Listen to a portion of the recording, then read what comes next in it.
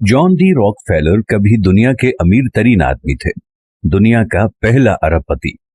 25 साल की उम्र में उसने अमेरिका की सबसे बड़ी ऑयल रिफाइनरियों में से एक को कंट्रोल किया। 31 साल की उम्र में वो दुनिया का सबसे बड़ा तेल साफ करने वाला बन गया था। 38 साल की उम्र में उसने अमेरिका में 90% तेल को साफ किया।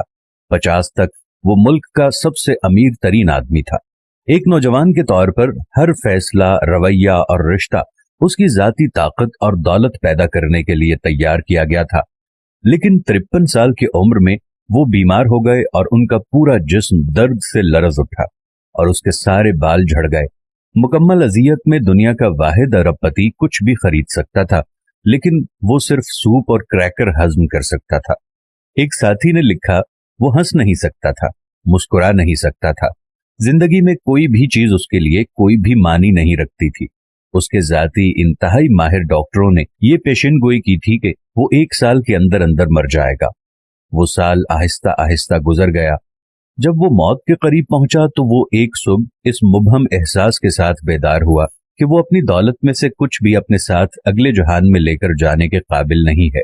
वो आदमी जो कारोबारी दुनिया को कंट्रोल कर सकता था, अचानक ऐसा हुआ कि वो अपनी जिंदगी के कंट्रोल में नहीं है। उसके पास एक इंतखाब रह गया था। उसने अपने अटर्नी, अकाउंटेंट और मैनेजर को बुलाया और ऐलान किया कि वो अपने असासों को अस्पतालों, तहकीकाती इदारों और खैराती कामों में मुंतकिल करना चाहता है। जॉन डी रॉकफेलर ने अपनी फाउंडेशन कायम की।